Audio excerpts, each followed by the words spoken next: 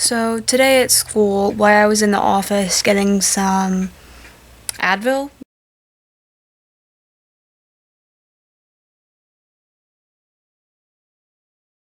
yeah, Advil, I had someone sit right next to me, and the way our office is set up is we have like two chairs on one side, like in the L kind of shape, and then like three more over on the other side. And I was sitting in one, and then someone I don't really not familiar with them, but I've had casual conversations with them, and they have talked to me, about Quinn's collar, being the autism awareness puzzle pieces.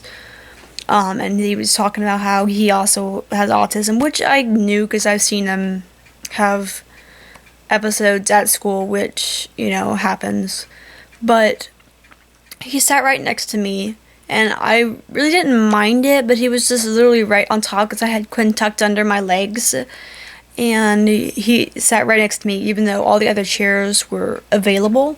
And he had to sit right next to me and stare at Quinn the entire time, which okay, but she could have cared less. She was facing the opposite direction. So as soon as we got up and he got up, he I don't want to say grabbed her, but I also don't want to say pet her. He basically grabbed her nose, her snout, and was touching her basically. And it is so frustrating to see that. I have two patches on her vest, one on her harness, two on her harness, I guess. And I have told you before not to touch my dog, and yet here you are touching my dog. First off, you should never touch a dog that you are unfamiliar with wherever you are. If you're in a store, someone's house, don't touch their dogs.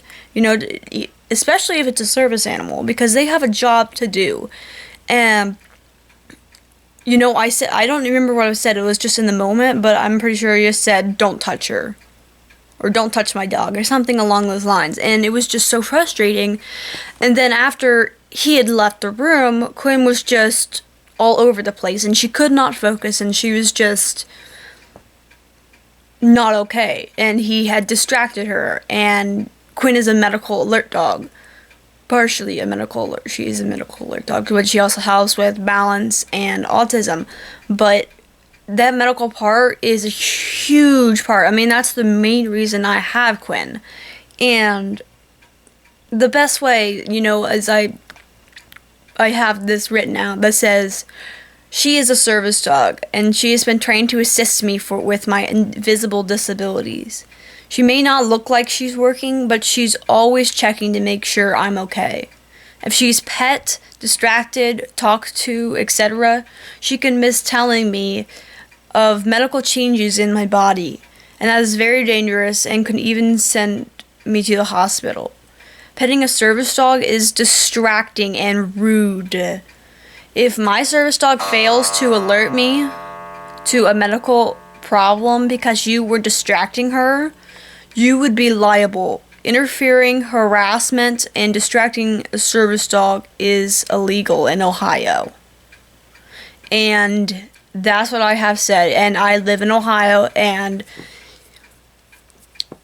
the part about, federal government overruling state, I don't think everyone understands that, because in the ADA regarding service animals, it doesn't say it's illegal. It doesn't say anything like that. But if you go to, I don't know what website I found this on, it was some government thing that talked about the laws of service animals in all states, and whatever state you want, it was talking about how Ohio, it's a second-degree misdemeanor to harass, distract, or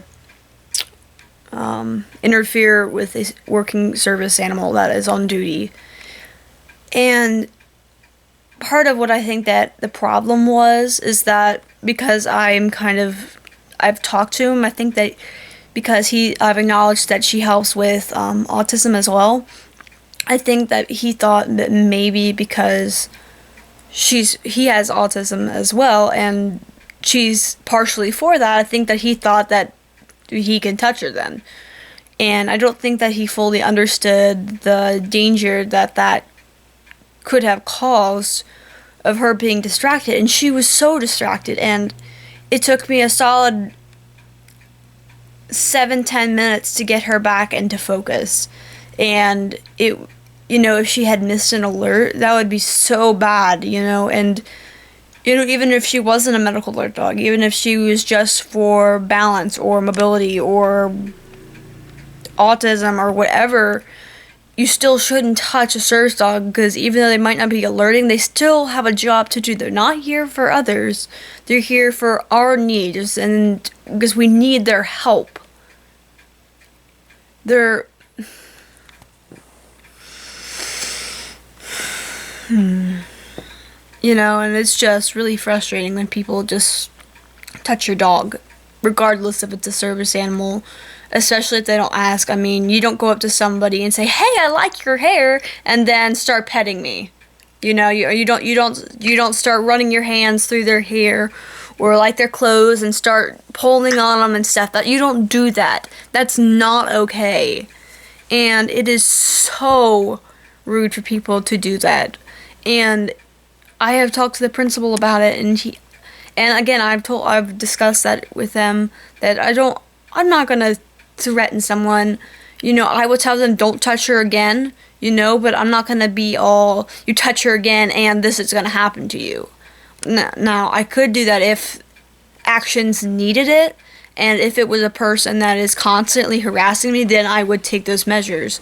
But because hopefully it was a one-time thing, they're just going to talk with him and not just say don't pet the dog, but explain why. Because you can't say someone, don't do that. You need to give a real reason. Don't do that. Don't touch the frying pan because it's hot and can burn your fingers. Don't just say don't do it. Say why and give them explanation. And they don't see the problem in not petting. They just see the signs, but they don't see why. And I think that's part of the problem that the general public has around service animals.